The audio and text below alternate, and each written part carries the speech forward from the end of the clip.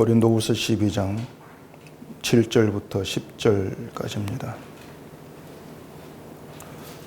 여러 계시를 받은 것이 지극히 크므로 너무 자만하지 않게 하시려고 내 육체에 가시 곧 사탄의 사자를 주셨으니 이는 나를 쳐서 너무 자만하지 않게 하려 하심이라.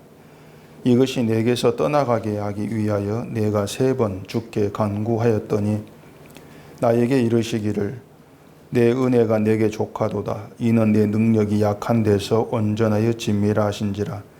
그러므로 도리어 크게 기뻐함으로 나의 여러 약한 것들에 대하여 자랑하리니 이는 그리스도의 능력이 내게 머물게 하려 함이라. 그러므로 내가 그리스도를 위하여 약한 것들과 능력과 궁핍과 박해와 곤고를 기뻐하노니 이는 내가 약한 그때에 강함이라. 아멘. 기도하겠습니다.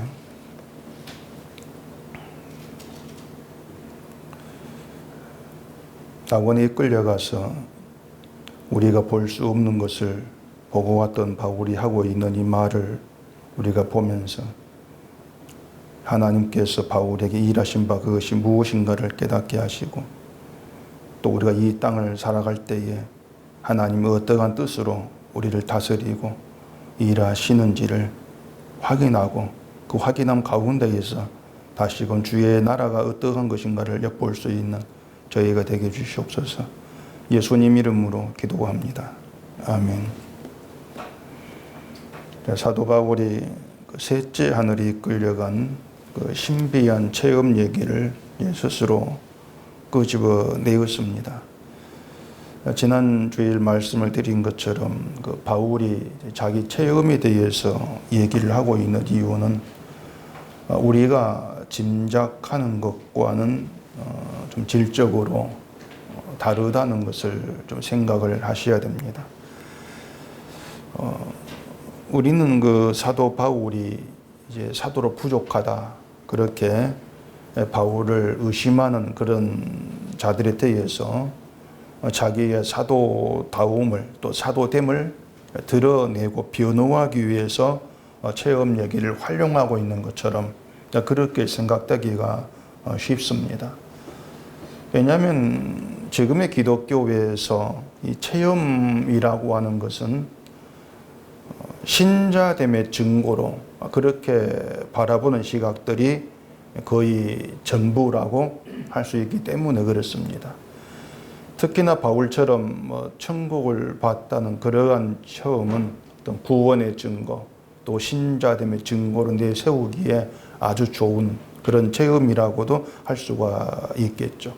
일반적이지 않은 체험이고 또 다른 사람에게는 없는 그런 놀라운 체험이기 때문에 그 체험 하나만으로도 사도 바울은 정말 하나님께서 부르신 참된 사도라 이런 증거로 분명히 내세울 수가 있는 겁니다. 그런데 사도 바울이 그렇게 자기 체험을 지금 얘기하고 있는 이유는 다른 데 있는 겁니다.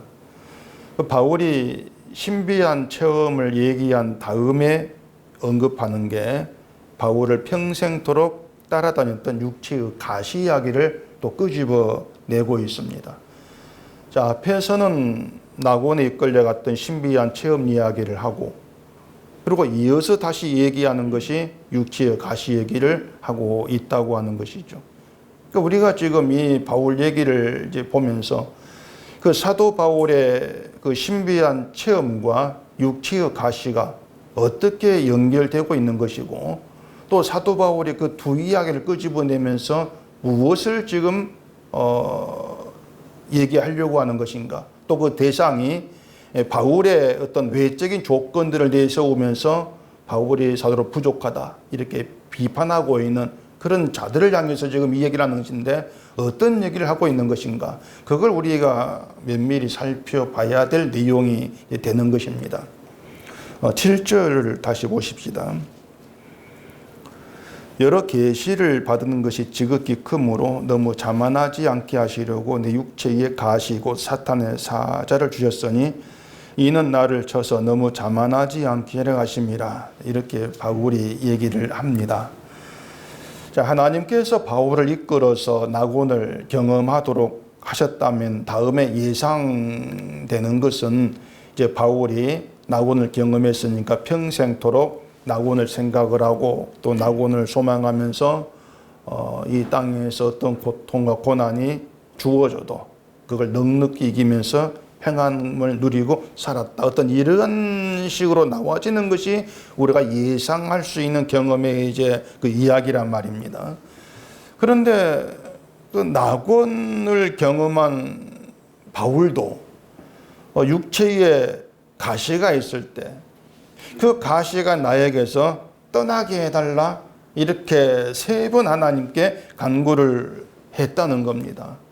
그게 무슨 말이냐면은 어떤 내 몸에 병이 있어.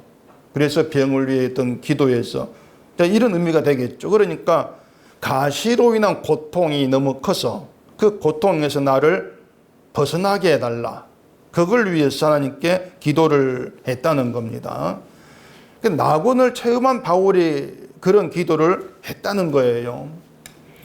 그런데 하나님은 바울의 기도를 들어주지를 않았던 것이고 그 가시로 인한 고통을 안고 살게 하셨다는 거예요.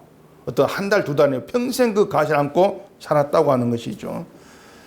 자, 이것이 사도 바울에게 행하신 하나님의 일인데 이런 하나님의 일이 우리 예상에서 완전히 이제 벗어나 있다는 겁니다.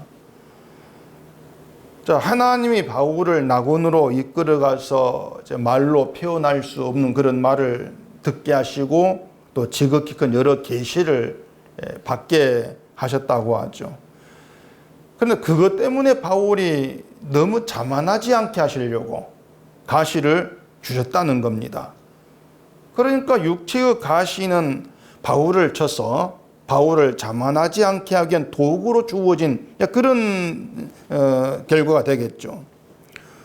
그러면 도대체 이 바울이 낙원을 경험한 것이 무슨 의미가 있냐고 하는 겁니다. 낙원을 경험한 게 무슨 의미가 있을까? 낙원을 경험했는데 그것과 상관없이 바울은 자만해질 수 있는 인간이야. 가시 때문에 고통을 겪으면서 그걸 견디지 못해 기도하는 그런 인간이야. 그럼 낙원을 경험한 건 뭐지? 그 낙원 때문에 바울이 달라진 건 뭐지? 이리 생각해 보면은 전혀 연결점이 없다는 거예요. 어떤 신비한 경험이라는 것이 아무런 의미가 없게 되어진다는 것입니다. 우리는 이런 문제 때문에 좀 혼란이 있을 수가 있는 거예요. 낙원을 경험했는데 왜 이러지? 이런 생각으로 말입니다. 근데 우리가 그런 혼란을 이제 느낀다면 그건 이유가 있습니다. 뭐냐면 낙원이라는 신비한 경험을 하기 위한 게 바울을 위해서다. 자, 그런 생각이 있을 때 바울을 위해서 신비한 경험을 하게 했는데 바울이 달라진 게 뭐냐? 어떤 이제 의미가 있는 거냐? 이런 혼란이 있게 되어지는 것이죠. 뭔가 바울이 특별해서 또 바울이 참된 사도이기 때문에 그 낙원을 경험하게 하시고 그래 낙원을 향한 굳건한 믿음을 갖게 하셔서 더 힘써 복음을 전하게 하게 하셨다. 이렇게 풀어간다면 말은 됩니다. 말은 되는데 지금 바울 이야기가 그렇게 흘러가지를 않아요. 육체의 가시가 등장을 하면서 또 그런 해석이 막혀버리는 것이죠. 바울의 믿음을 더 굳건히 하기 위해서. 그게 아니지 않습니까? 도대체 뭐가 뭔지 모르겠다. 이런 혼란을 느낄 수밖에 없는 거예요. 근데 한마디로 말씀을 드리면은 낙원을 경험하신 거이 바울을 셋째 안으로 이끌어 가신 것은 바울을 위해서가 아니고 하나님을 위한 일입니다. 하나님을 위한 일이었어요. 자, 바울이 낙원을 경험했는데 그게 어떻게 하나님을 위한 일이 되는 것인가? 이걸 우리가 생각해 보자는 겁니다. 자, 만약에 복음을 생각하지 않고 복음의 정신을 알지 못한 사람이 그런 신비한 체험을 했다. 그럴 때 예상되는 건 뻔합니다. 신비한 체험을 한 자기를 자랑을 하고 자기를 높이게 되겠죠. 내가 이런 체험을 했다고 한평생 자기 체험을 자랑하면서 내가 이래서 하나님이 부른 참된 사도라는 것을 증거하는 그런 도구로 써먹지 않겠습니까? 근데 만약 이들에게도 바울처럼 육체에 가시가 있다?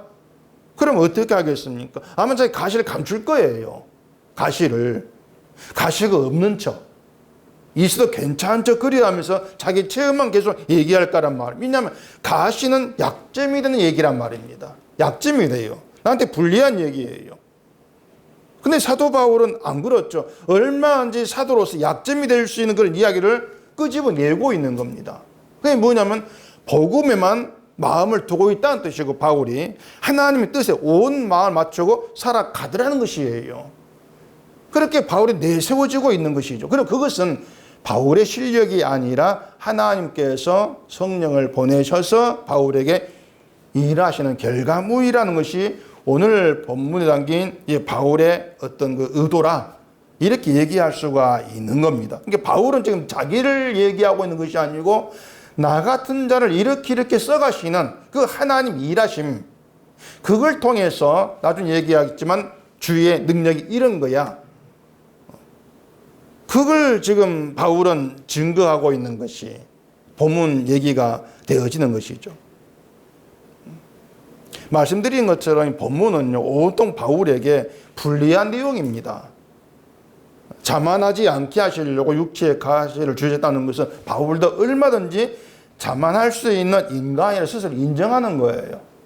나도 자만한 인간이야. 자만해져. 그걸 인정하는 것이죠. 또한 하나님도 바울이 자만한 인간이라는 것을 아셨다. 이러면 된단 말입니다. 그리고 무엇보다도 3번 강구를 냈는데 가시가 없어지지 아니했다는 것은 그럼 당신 뭔가 하나님과의 관계가 문제 있는 것이 아니야? 이런 오해받기 쉬운 내용이에요. 기도를 응답받는다는 것은 하나님과의 관계가 바르다. 또 그런 그 증명해 주는 것을 받지 않습니까? 한대로 응답받지 못했다면 하나님과 바른 관계 있지 못하기 때문이다. 그렇게 알고 있잖아요. 거기다가. 그렇기 때문에 3번 강구해 있는데 하나님의 강구를 안 들어줬어. 그러면 네가 하나님과 관계 문제 있는 거 아니야? 근데 사도로서 뭔가 문제 있지? 그런 빌미를 주기에 쉽단 말입니다. 그렇게 자기에게 불리하게 작용할 수 있는 말을 지금 한다고 하는 것은 바울 자신이 자기 몸을 주관한 것이 아니라 하나님이 나를 주관하시고 하나님이 나를 관리하고 계신다는 걸 알고 있기 때문에 그런 얘기를 끄집어내고 있는 거예요. 자기가 자기 몸을 주관하려고 하지를 않고 있는 것이죠. 바울이 그 앞에 2절 3절에서 그가 몸 안에 있었는지 몸 밖에 있었는지 나는 모르거니와 하나님은 아시느니라, 이 말을 이제 2번 반복을 했는데 그 의미가 뭐라고 했습니까? 몸 안에 있었는지 몸 밖에 있었는지 모른다는 것은 내 몸을 내가 모른다는 것이에요. 내 몸 내가 모른다. 내 몸을 내가 아는 것이 아니라 하나님 알고 계신다. 그래서 내 몸을 내가 주관한 것이 아니라 하나님 주관하는 몸이야. 그게 바울이 알고 있는 거죠. 육체에 가시를 주시는 것도 하나님이 주관하시는 몸을 하나님의 뜻대로 하고 계시는 것이기 때문에 나는 그저 그 뜻이 무엇인가를 쫓아갈 뿐이라는 거. 그게 바울의 생각이었던 것입니다. 자, 그런 말씀드린 것처럼 육체에 가시를 주신 것이 바울을 쳐서 자만하지 않게 하기 위함이다. 이렇게 생각해 보십시다. 그런데 그 육체의 가시를 사도 바울은 사탄의 사자다. 또 이렇게 말을 한단 말이에요. 그냥 육체의 가시야. 하나님은 가시로서 나를 쳐서 자만하지 않게 하셔 가져줬어. 이러면 될 건데 그 육체의 가시를 사탄의 사자. 또 이렇게 얘기를 하고 있죠. 이게 문맥 그대로 풀이하게 되어지면 이상한 뜻의 말이 되어져 버립니다. 왜 이상한 말이 되냐면은 하나님이 바울을 자만하지 않게 하시려고 육체에 가시를 주셨는데 그 가시가 사탄의 사자다. 그러면 하나님이 바울에게 사탄의 사자를 주셨다. 이런 의미가 돼요. 이상하지 않습니까? 그래서 이걸 이제 이렇게들도 해석을 합니다. 사탄은 신자가 싸워서 이겨야 될 존재. 이렇게 인식을 하죠. 근데 우리 능력은 사탄 이기질 못해. 그래서 우리가 이길 수 없는 사탄의 사자를 주셔서 인간의 연약함을 알게 하신다는 거죠. 연약함을 알게 해서 자만하지 않게 하는 것이 사탄이 주신 이유다. 이렇게들도 얘기합니다. 뒤에 9절에서 이렇게 얘기하죠. 나에게 이르시기를 내 은혜가 내게 족하도다. 이는 내 능력이 약한 데서 온전해짐이라 하신지라. 그러므로 도리어 크게 기뻐함으로 나의 여러 약한 것들에 대하여 자랑하리니 이는 그리스도의 능력이 내게 머물게 하려 함이라. 이 말을 이제 인용을 해서 바울을 그렇게 약하게 하신 이유가 주의 능력이 바울에게 머물게 하시고 그 능력으로 사탄을 이겨서 하나님께 영광되게 하는 것이 육체의 가시, 사탄을 사주신 이유다. 이렇게들 얘기를 가더란 말입니다. 대개 생각하는 사탄의 사자를 이기는 게 뭐겠습니까?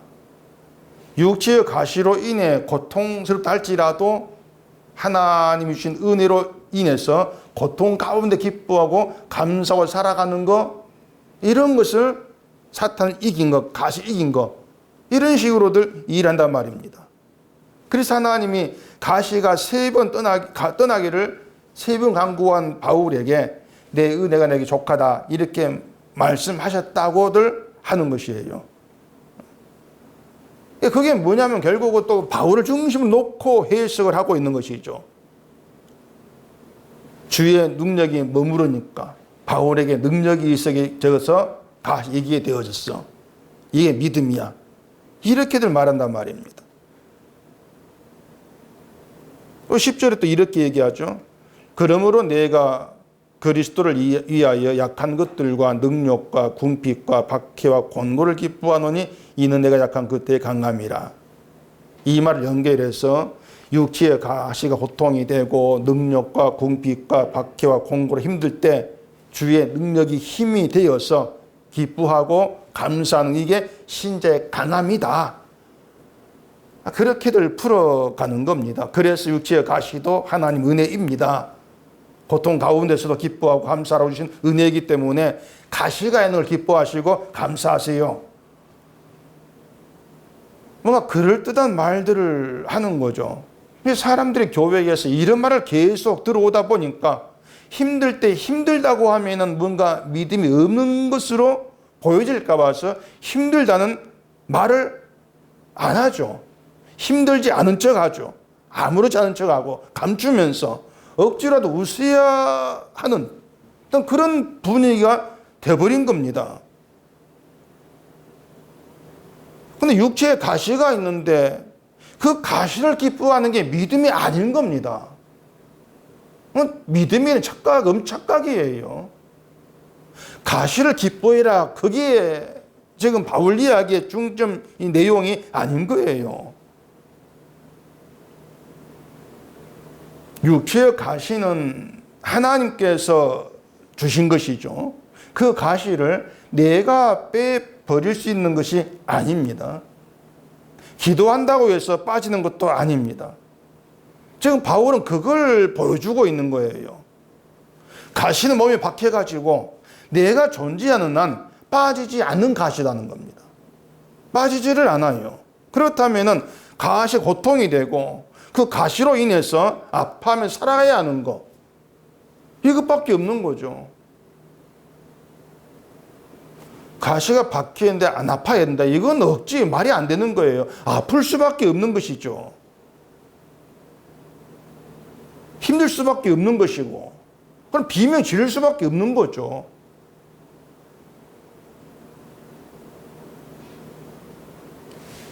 대개 보면 육체의 가시를 바울이 앓고 있던 질병으로들 얘기를 합니다. 어떤 사람은 간질이라고도 하고 어떤 사람은 또 눈병이라고도 얘기를 하는데, 바울이 자기 병명을 얘기하지 않으니까 알 수가 없는 거죠. 그것은 그냥 짐작할 뿐이지. 근데 우리가 주의해서 생각할 게 뭔가 하면은 육체의 가시를 바울을 괴롭히던 질병으로 생각을 한다면 그 질병이 사탄의 가시, 사자다.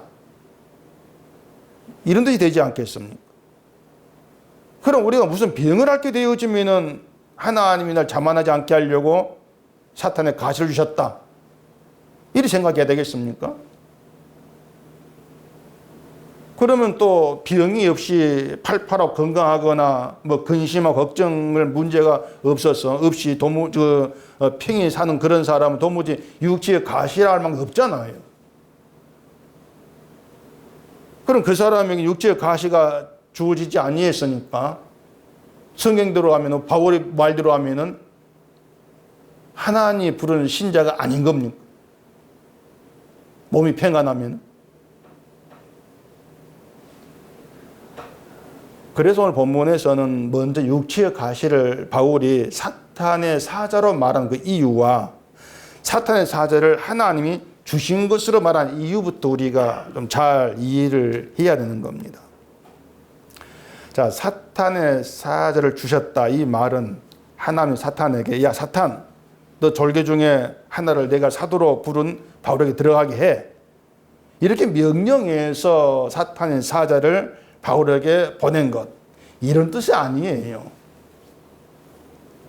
이걸 이해하기 위해서 우리 예로 들 수 있는 게 이제 인물이 있습니다. 바로 욥입니다. 욥. 우리가 욥기를 이제 본 적이 있으니까 욥이 어떻게 해서 자식과 모든 소유물을 잃어버리는 고통을 겪게 되는지 이제 내막을 잘 아실 거예요. 욥이 하나님을 경외하고 악에서 떠난 자로 칭송을 받았죠. 사탄은 그것을 하나님이 욥의 소유물을 넘치게 했기 때문입니다. 이렇게 이제 반박을 합니다. 그러면서 소유물을 치면은 틀림없이 주를 향하여 욕할 것이다. 그게 사탄의 확고한 생각이었습니다. 그래서 하나님이 욥의 소유물을 사탄에게 모두 맡겨버리죠. 그렇다면 욥에게 사탄을 보낸 것도 하나님의 일이고 사탄이 욥을 친 것도 하나님이 하신 일이 된단 말입니다. 그래서 사탄의 사자를 주셨다는 것을 이런 의미로 이해하면 돼요. 허용하신 거죠, 그냥. 그렇다고 해서 사탄이 하나님께 내가 바울을 치겠습니다 해서 사탄을 주신 것, 이런 의미를 할 수 없고, 문제는 그 사탄의 속성에 있는 겁니다. 자, 사탄이 욥의 소유물을 치면 하나님 욕한다, 이렇게 얘기하고 있는 것은 인간을 자기의 몸을 위해서 하나님을 찾고 하나님을 섬기는 존재로 본 거예요, 사탄이. 그래서 사탄이 인간을 정확히 본 겁니다. 이 인간 어떤 존재인가 하는 것을. 우리의 소유물은 모두 내 몸과 연결되어 있죠. 소유물이 많을수록 육신으로 사는 일이 좋지 않습니까? 내 몸의 가치도 소유물에 따라 달라지는 게 세상이란 말입니다. 사람들이 하나님을 찾는 이유도 소유물, 내 지산이 많아지는 복을 위해서다. 틀린 말은 아니지 않습니까? 그게 인간의 본성이거든요.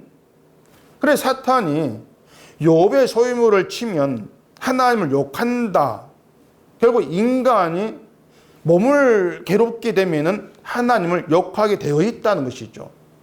인간은. 그래서 욥이 몸을 괴롭게 해서 하나님을 욕하게 하자는 것이 사탄의 의도였단 말입니다. 근데 실제로 욥은 몸이 괴로워지니까 하나님을 원망을 했지 않습니까? 욥기에서 3장 가보십시다. 욥기 3장 1절입니다.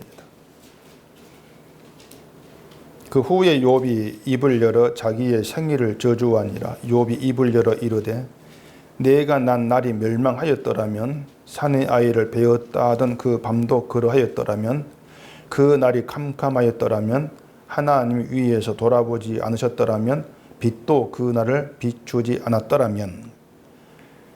자, 욥이 세상에 태어난 생일 날이죠. 그 날은 하나님이 주신 날이거든요.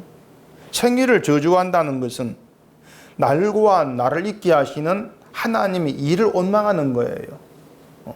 욕하는 거죠. 그러면은 소유물을 치면 욥이 하나님을 욕한다.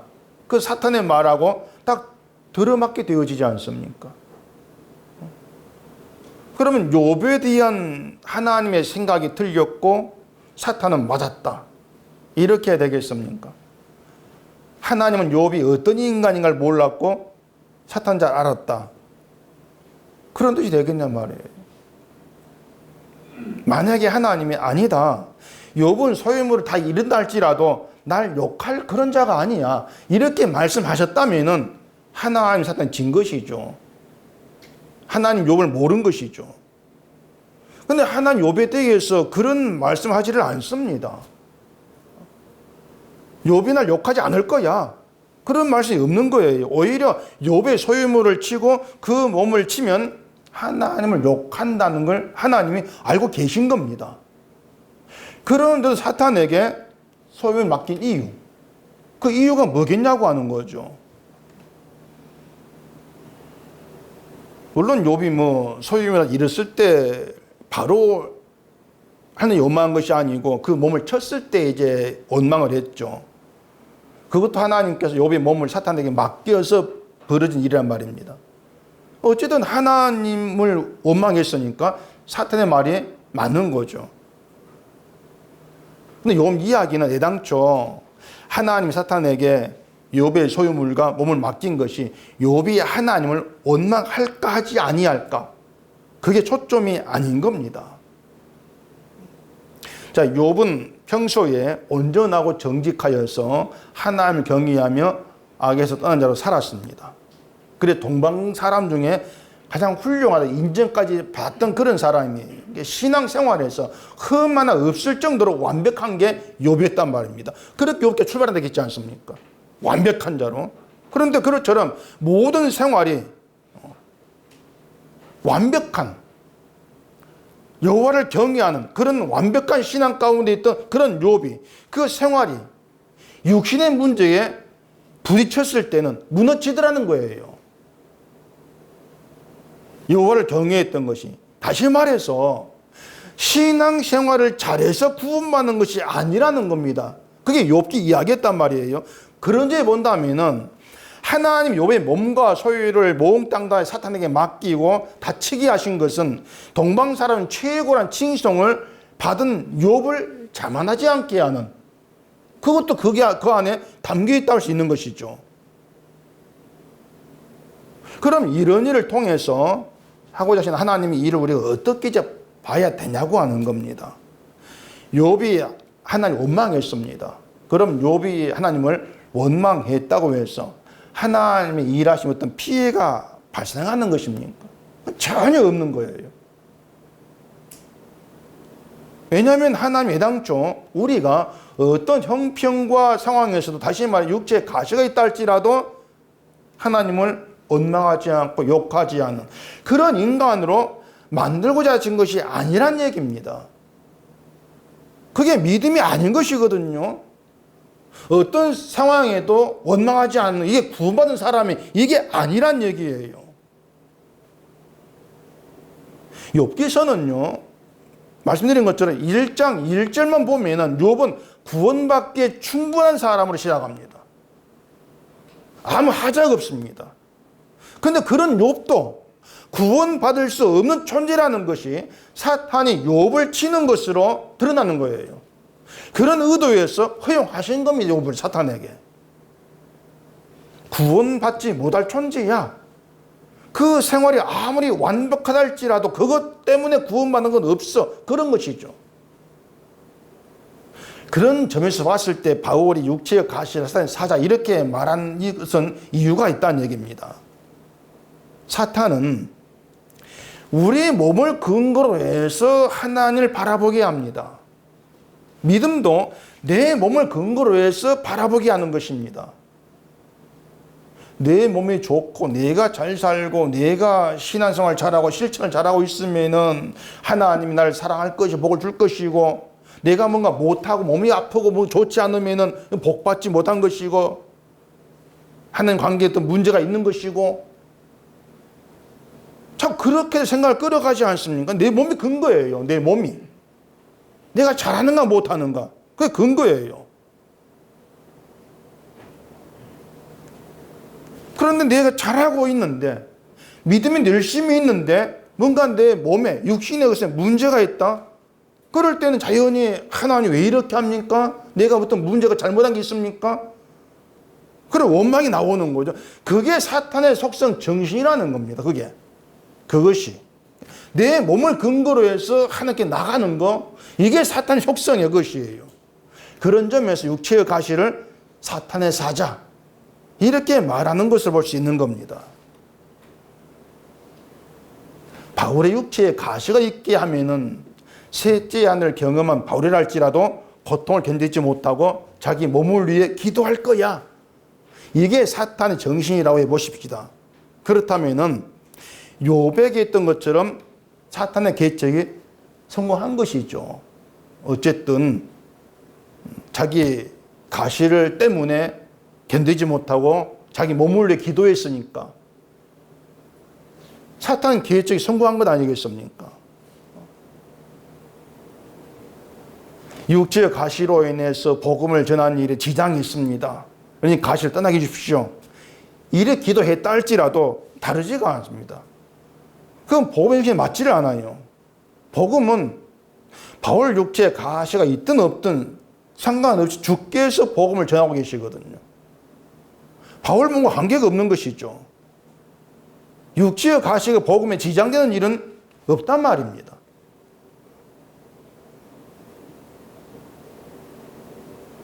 그래서 하나님이 육체의 가시를 나군을 경험한 바울에게 있게 하신 것은 바울이 신비하고 놀라운 경험을 했다 할지라도 그것으로 바울의 한 인간이 구원받을 가치는 존재가 되는 것은 아니라는 겁니다. 나군을 경험해도 바울은 여전히 쓸모없는 인간일 뿐이라는 거예요. 그게 육체의 가시로 확인되고 드러난단 말입니다. 자기 몸 때문에 기도하는 거. 그걸로도 바울의 연약함은 충분히 드러나고 있다는 얘기예요. 자, 그러면은 육체의 가시는 바울을 자만하지 않도록 치는 것이라고 이렇게 말을 했는데, 자만하는 게 뭔가 하면은 자기의 몸에 가치를 두는 게 자만이에요. 자기 몸에. 낙원을 경험하고 놀라운 여러 계시를 받은 자신 특별한 존재로 보게 되어지는 게 자만이란 말입니다. 왜냐하면 하나님 바울을 특별하게 보지를 않거든요. 바울이 특별해서 낙원을 경험하게 하신 것이 아니고 하게 한 게 아니고 낙원을 경험한 게 바울을 특별해서 높여주는 것도 아니란 얘기입니다. 그러면은 자만하지 아니한 게 뭐냐? 자기를 특별히 여기지 않는 게 자만하지 않는 겁니다. 난 특별해? 그렇게 자기를 보지 않는 거예요.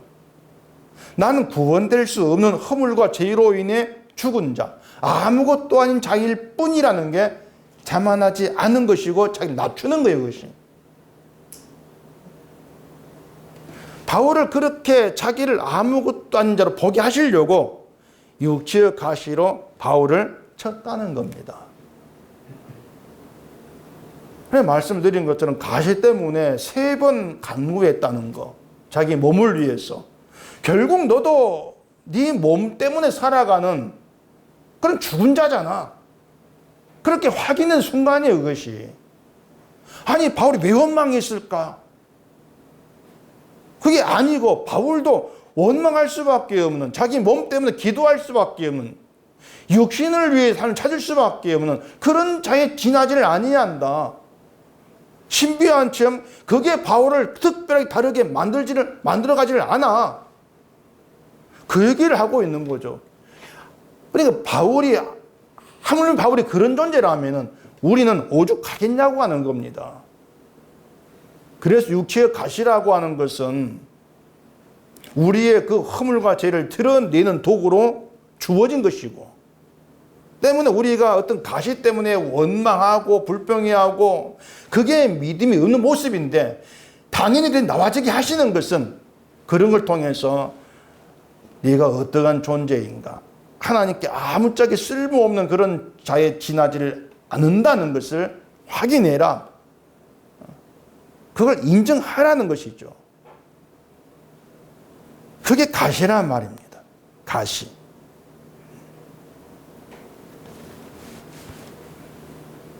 근데 가시가 있다고 해서 야, 이건 하나님이 나보고 자만하지 말라고 주신 것이구나 그러면서 내가 나를 낮춰야지, 이렇게 우리 스스로 나를 낮추고 그러지를 안 합니다. 육체의 가시가 찌르면요 아프죠. 아프고 괴로우면 우리에게 든 생각은 빨리 가시에서 벗어났으면 이런 마음밖에 없는 거예요. 그래서 바울도 3번 강구한 것이고 하나님 내 은혜가 내게 족하다 이렇게 응답을 하신 거란 말입니다. 9절 다시 보십시다. 나에게 이르시기를 내 은혜가 내게 족하도다. 이는 내 능력이 약한 데서 온전하였음이라 하신지라. 그러므로 도리어 크게 기뻐함으로 나의 여러 약한 것들에 대하여 자랑하리니 이는 그리스도의 능력이 내게 머물게 하려 함이라. 이 말에서 사람들이 가장 많이 오해하는 게 뭐냐면은 그 뒤에 그리스도의 능력이 내게 머물게 하려 함이라 이 말을, 그 능력이 내게 머물면 내가 능력이 있는 사람이 되는 것으로 생각하는 거. 이게 큰 오해예요. 그리스도의 능력은 나를 능력 있는 자로 만들어내지를 않습니다.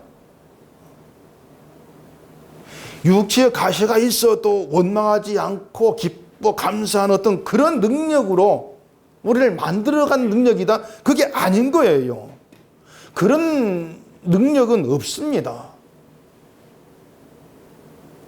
그러니까 주의 능력이 내게 머물면 내가 능력 있는 자가 되겠지. 그게 뭐 내 몸을 바라보고 있는 거죠. 나란 존재를. 믿음이 좋은 그런 가치 있는 자, 그렇게 나를 희망하는 것이죠. 그게 사탄의 정신을 따라가는 것이란 말입니다.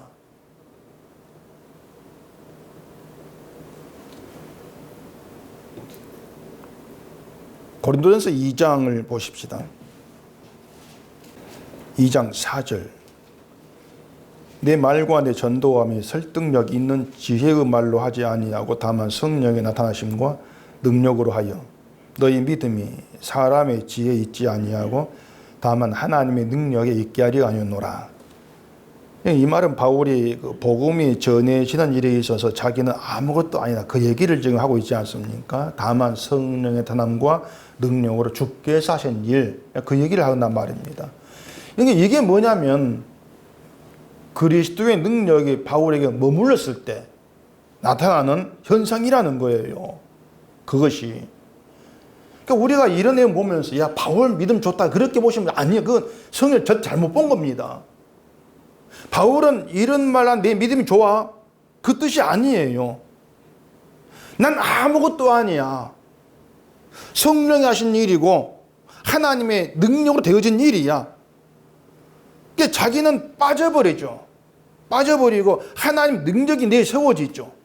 이렇게 말이 나와지게 되어지는 게 주의 능력이 바울에게 머물렀기 때문에 나와진 현상이야. 그 얘기란 말입니다. 그러니까 그리스도의 능력이 머물고 있는 신자가 자기에 대해서 고백하게 되어지는 거. 약한 자라는 겁니다.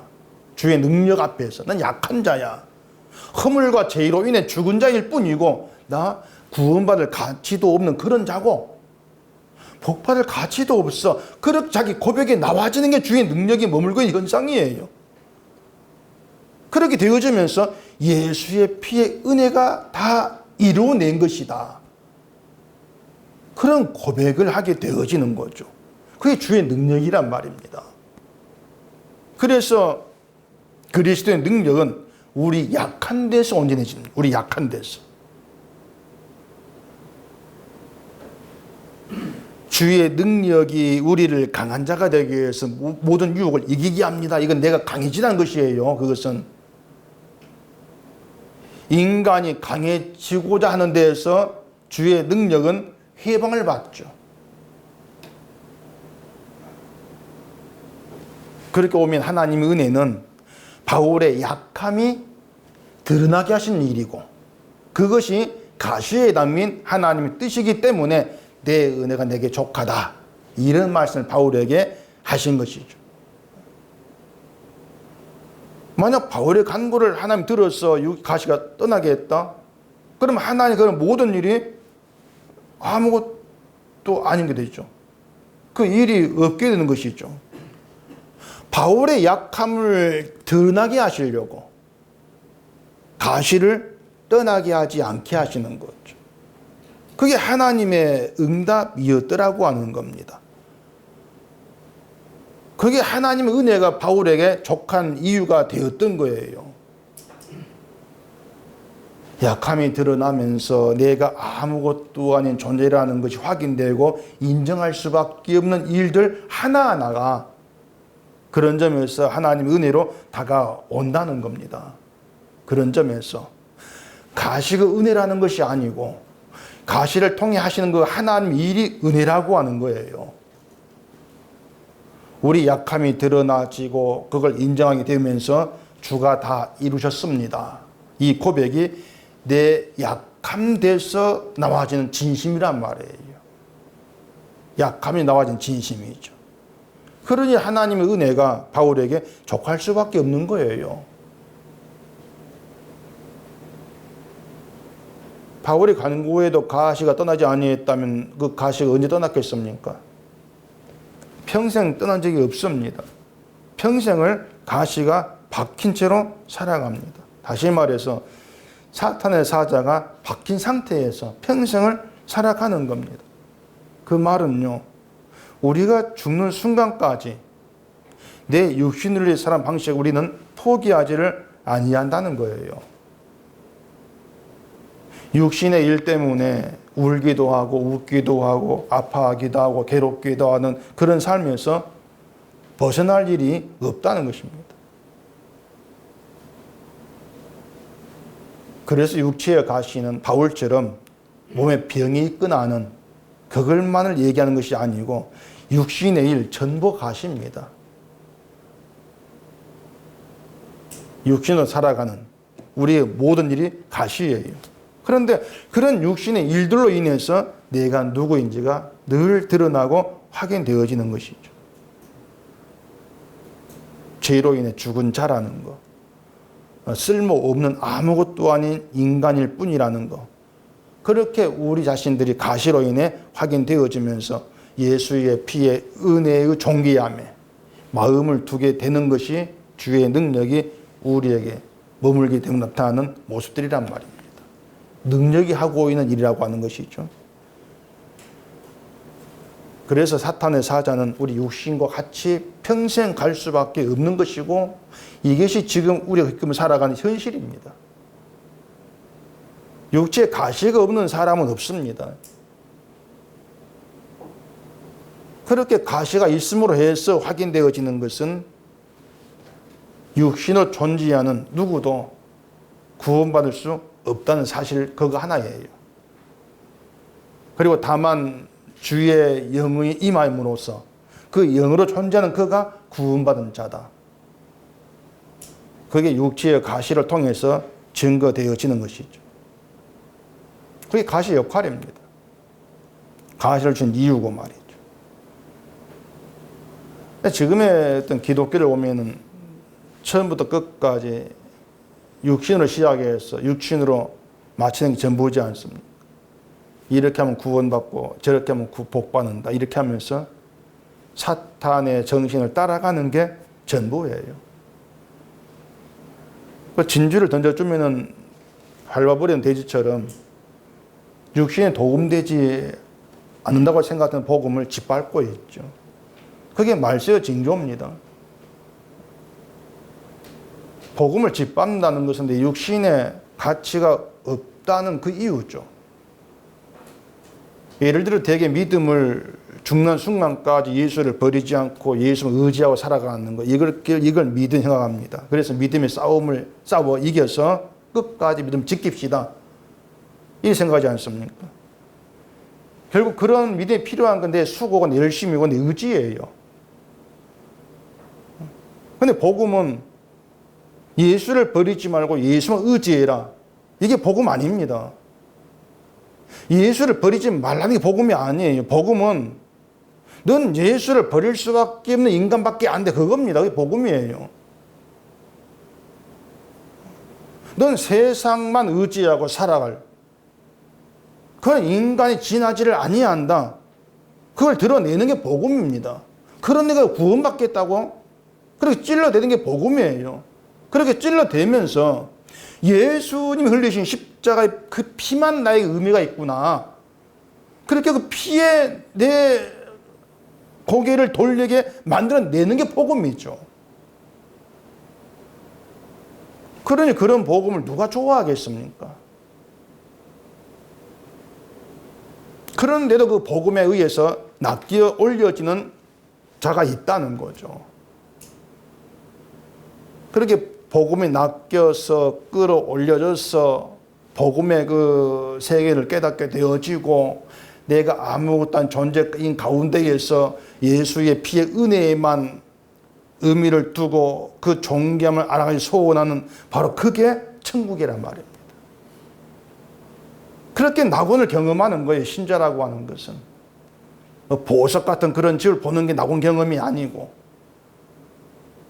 아무것도 아닌 구원받을 가치가 없는 그런 내가 복음에 엮여가지고 주의 피에 의미를 두고 그 피가 귀함을 조금씩이나마 알고 그걸 포기하지 못하고 살아가는 그게 낙원을 경험하는 것. 우리는 성경에서 바로 그 사실을 볼 수가 있는 겁니다. 사탄의 사자가 평생 따라가고는 그런 삶에서 이 천국이 남겨지는 것, 그게 주의 능력이 머물 때 드러나는 우리의 혜택의 은혜가 되는 것이죠. 그렇게 가시면서 아픔이 있고 괴로움이 있고 그런 인생을 겪고 살아가시면서 그게 어떻게 우리에게 천국으로 다가와지는지 그걸 깨달으시고 발견하시고 오직 주님께만 모든 의미를 두고 살아가는 우리가 될 수 있기를 바랍니다. 기도하겠습니다. 우리 아버지 하나님, 사도 바울에게 육지의 가시, 사탄의 사해를 주신 것처럼 우리의 삶에서도 평생 따라오는 게 가시입니다. 그 가시가 우리를 아프게 하고 괴롭게 했을 때에 드러나는 것은 늘 예수를 버릴 수밖에 없고 복음을 싫어하고 복음을 미워하는 우리의 완악한 인간됨이고 구원될 가치도 없는 쓸모없는 저희들의 모습입니다. 그런 가운데에서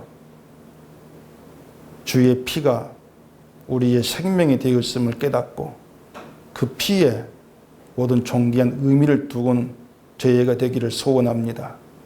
우리를 그러한 길로 이끌어 가시면서 오직 예수 그리스도 안에서 주로 인해서 살아가는 그 천국을 경험하게 하시고 그 천국 가운데에서 오직 하나님을 찬송할 수 있는 저희가 될 수 있도록 우리를 다스리시고 주관해 주시옵소서.